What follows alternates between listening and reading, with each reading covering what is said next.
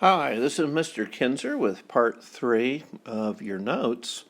We just finished up learning about Alexander's death.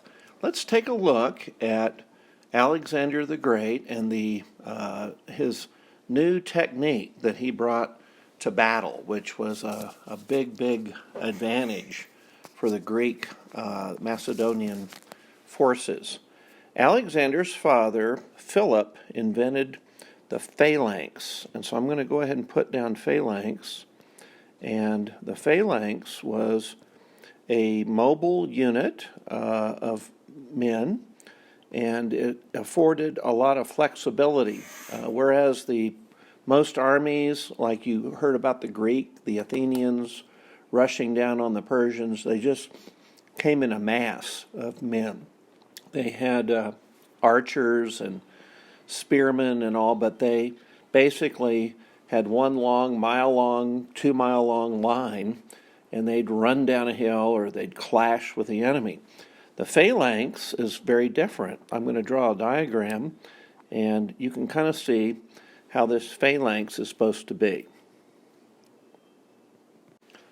Now, hopefully, from my diagram, you can see that this first line up here in front of the phalanx was full of spearmen. So this first rank had the long spears, and there were 6 ranks of soldiers behind. So they were shoulder to shoulder, shield to shield, kind of a mass unit of infantry.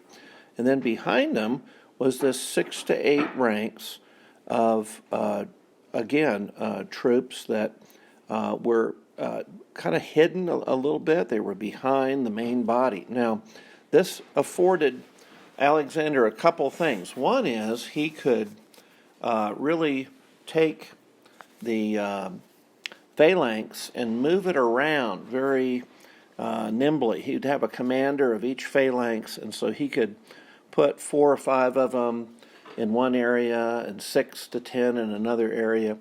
And these independent units, these phalanxes, would move about. And so this was like the first really movable infantry units that we have today, such as the platoon and the regiment. So it's very helpful to a commander to be able to move his troops and put small units in different places.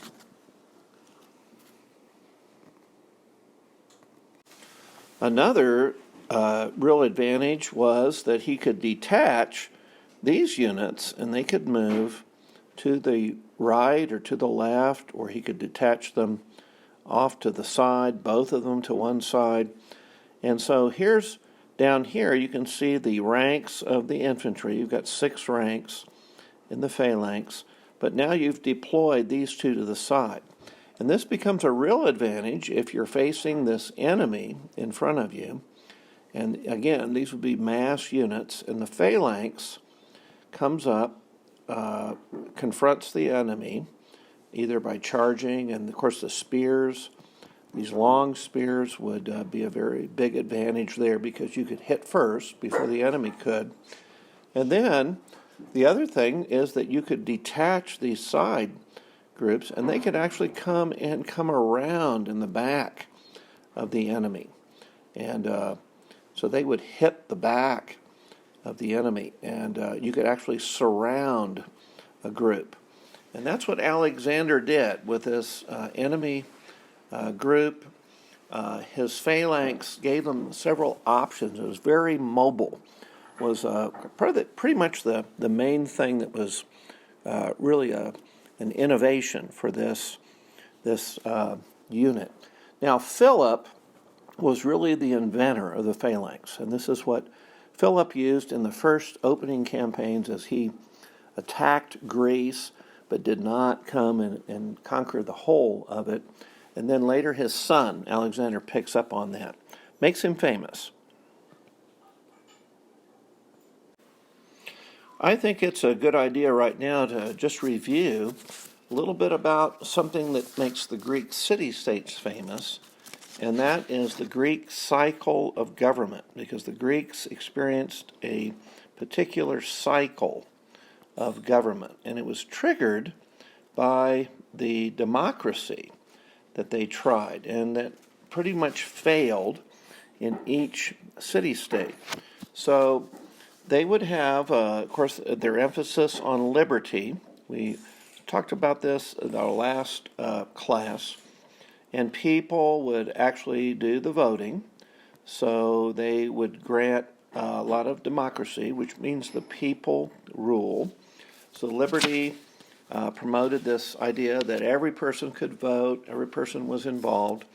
And of course, when that happened, over a period of time, the people would vote themselves excess. They would vote themselves too much. Stuff they couldn't afford. Can you imagine that? That you would vote yourself things you can't afford? Well, it looks like we have that same disease.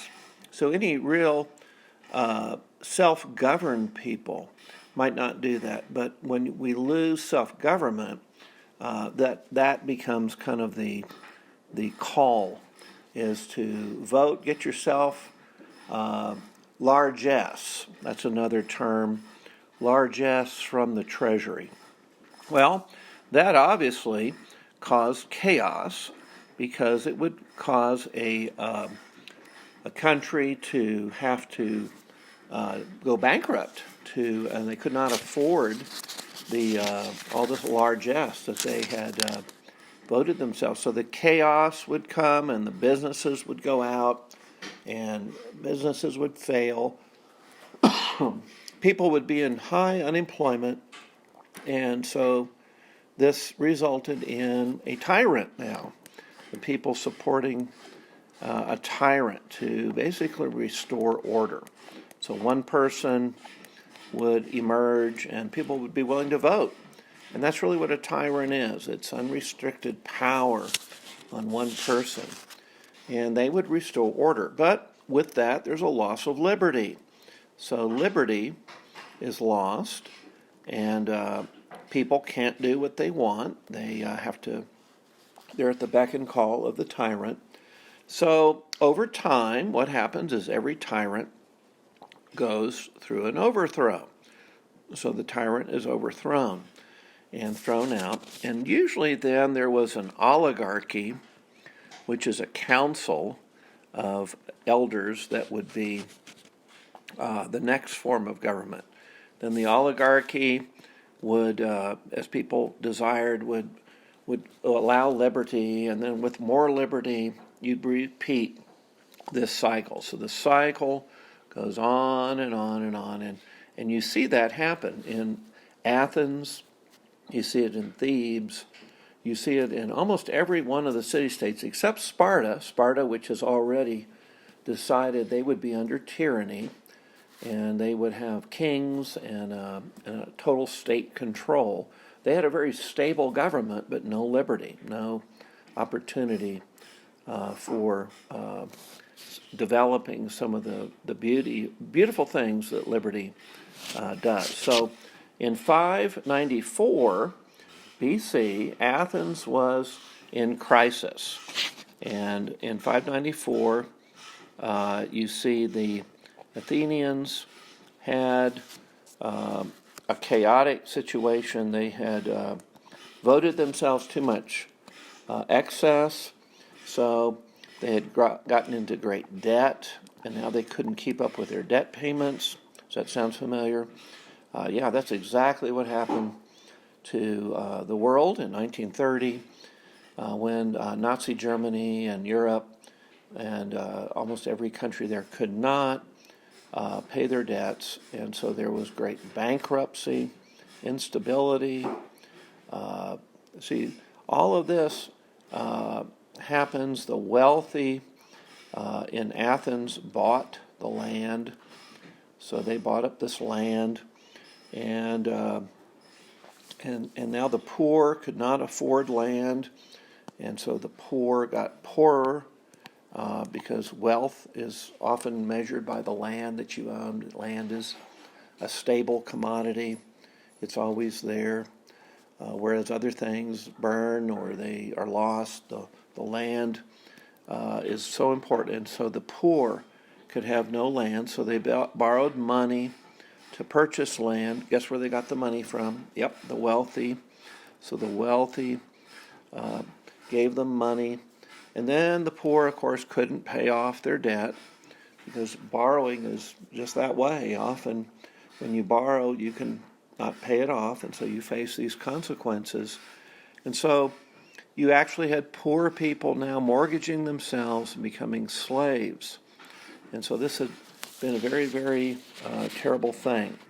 And so we see that often democracy results in very short-sighted decisions. Let me write that down, because that's a big lesson about democracy. The people who are voting often are just voting in the present situation. They have very short-sighted vision. It's just today and tomorrow that they're looking at, not 3 years from now, not 10 years from now. So that's a negative for democracy. So with this crisis, people riot. There was rioting, there was unrest, and people were bankrupt, and they're going further and further into debt. And so at this time, about 594, in the midst of this chaos, they call on an Athenian called Solon. And Solon does a number of things. He helps the Athenians, but the reforms he puts in help them, and he's known as a great lawgiver, but they only last a short time. Number one, he has reform laws that he pushes and supports to reform, debt and how people would pay back their debt. And then he pushes for a new constitution, a new form of government for Athens. And they forgive, at this period of time, they forgive all the debts. So they give people a chance to climb out of their debt. And of course, that hurts the wealthy people because they've loaned money and now they've lost a lot of money. But that's the choice they made. They forgave the debts. And then they gave everyone a limited amount of land, a very limited amount of land. And so they took this from the acreage of the rich. So again, the rich people who have accumulated this wealth are giving up their wealth, and a person can now have no more than 160 acres. So that's kind of a huge reform. You could not have these giant farms, but now people have just a total of 160 acres.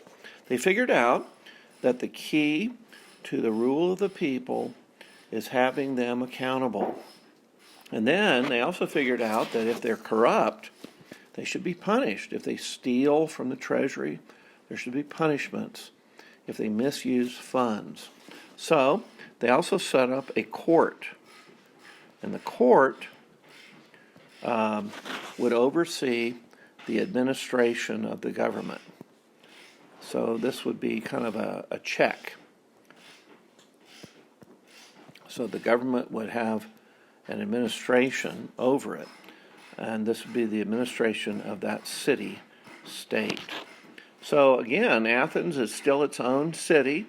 It's in terrible shape, but now they're getting some of the poor people off the rolls, and a court system actually judges that. So you can kind of see Solon had a lot of wisdom, but like I said, this did not last very long.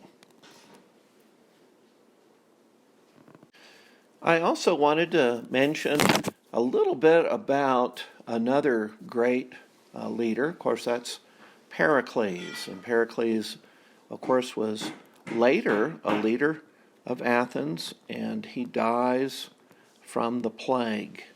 And so this plague catches him, and this is right at the beginning, near the beginning of the Peloponnesian War. Now, we mentioned before that Pericles, of course, dies in this plague, But remember what he did. During his time, the Athens had the golden age. They called it the golden age of Athens. And it's really under his leadership. And the Parthenon was built, the Acropolis was laid out, the Erechtheum. And remember, again, there were money problems. And whenever you accomplish these big civic works, you've got money problems. And so he developed a kind of a way to accomplish what he wanted, and built up this empire, this Delian League. And then he charged each city. There was a cost. There was and this over time was like a tax. However, later the cities became dependent on Athens for their protection. So this tax later becomes a tribute. It's something that Athens requires, and the cities have now basically become part of the Athenian Empire. And it was a lot of it based on taxing those cities so they could afford their public works. So you see where taxes and unwise use of money, building too much too rapidly, using debt, then bringing in city-states that become basically your dependencies. They're completely dependent on Athens, and now they're all kind of caught in this Delian League, which is now, this league really becomes the Athenian Empire. And so Athens has gone from a city-state to an empire. And it all happened in about 40 years, 35 years. And of course, the empire then comes into contact and conflict with what? Sparta, who is arming and kind of trying to protect themselves from these Athenians. So we have a real quandary here happening in Greece. Now, another city-state that becomes very strong is Thebes. And an example of this was when Alexander was moving south in 334 BC, and he's invading Greece. Well, Thebes stands up to him, and they refuse to allow Alexander to just take them over. So Alexander, to kind of make them an example of what happens when you oppose Alexander burnt the city to the ground. He burnt Thebes and literally destroyed it. And he was very heavy-handed. He received a lot of criticism for burning Thebes. And he did spare the house of a poet, big deal. But he respected Greek literature, and so I believe it was Pindar, who was a Greek, I believe that he spared his house. But they massacred the city. They took everybody, killed everybody, and destroyed the city. And Thebes never forgave Alexander. You can imagine, again, this was just a catastrophic occurrence.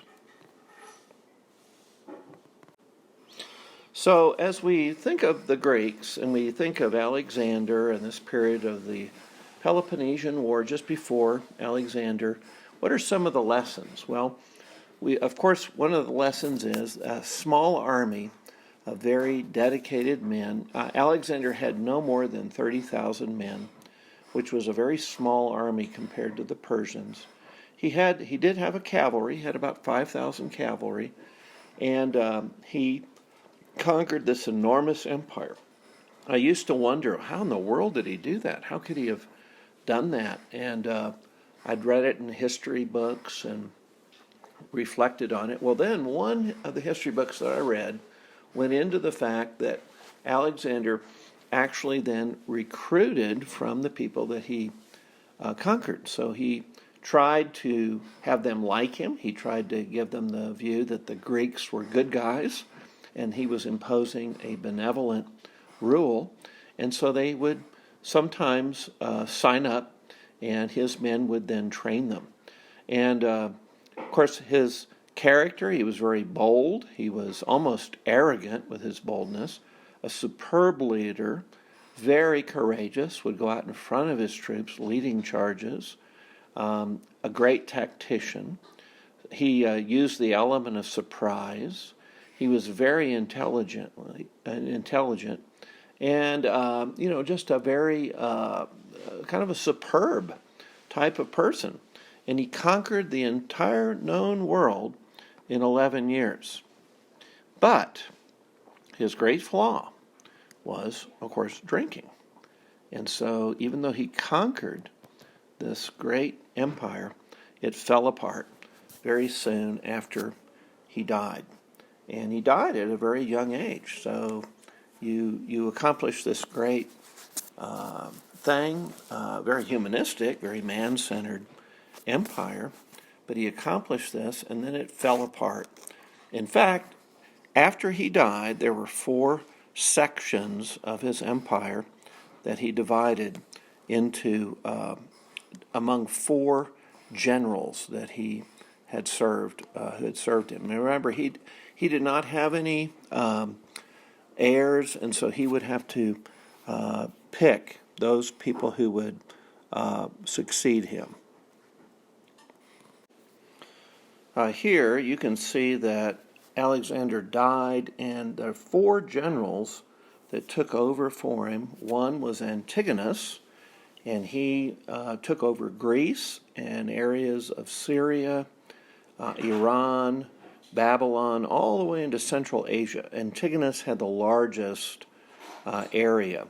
And then Cassander was the heir of Macedonia. So he took over the area north of Greece, Macedonia, and north of the Greek area that Antigonus took over. Then Ptolemy, and Ptolemy's kind of spelled interesting. It has a capital P, but Ptolemy was one of his key generals, and Ptolemy inherited, actually he fought over and strove to take over Egypt, and then the area of Canaan up into southern Syria.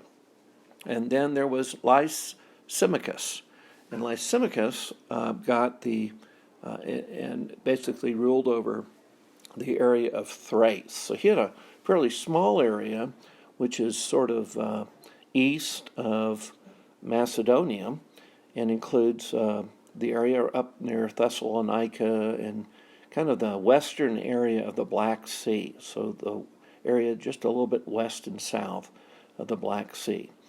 Now, I've drawn an arrow here from Ptolemy down to Seleucus. Seleucus was a person who wanted, another individual who wanted land, and he was the favorite general of Ptolemy. And so Seleucus captured and went after Antigonus's Asian territory and established the Seleucid kingdom. And this Seleucid kingdom was over Mesopotamia and Syria. So I'm going to put down here that he had the Seleucid kingdom, and that is important in history of Israel. I think the final thing, as I think about this time, is that Greek, the language of Greek, pervades the entire world, and it's known as the lingua franca of the earth. It literally is used worldwide. It's the language of commerce, and it's what people use as they travel from nation to nation, empire to empire. And of course, today you could say that about English. The internet is in English. Most countries, they teach English. They want to have this language of commerce. So we would be English would be the lingua franca today. But it's important to realize that that was a huge thing that Alexander did. He brought the whole world, the entire world, under one language, and he pushed humanistic ideas, one world government. He pushed the Greek culture. He personally founded 70 cities. He named 16 of them after himself. He had his own Greek warriors, his soldiers, intermarry with foreign women so that there would be a intermarriage with these Greeks. And so he tried everything in his bag of tricks to make this a one-world empire. And of course, maybe the most famous story about Alexander is, as a young man, the courage and the insight and the wisdom that he saw when he had a beautiful white horse named Bucephalus, and Bucephalus was afraid of getting a saddle. And so Alexander watched and noticed no one could saddle this horse, and then figured out that the horse was afraid of its own shadow. So Alexander moved the horse around so that the shadow was not a factor. And he got up on Bucephalus, and that is the horse he rode into battle as a warrior. And which is amazing to think a horse would survive a lot of the charges and the fighting that he went through. So let me write Bucephalus, if I can get that on the screen. Bucephalus, Cephalus.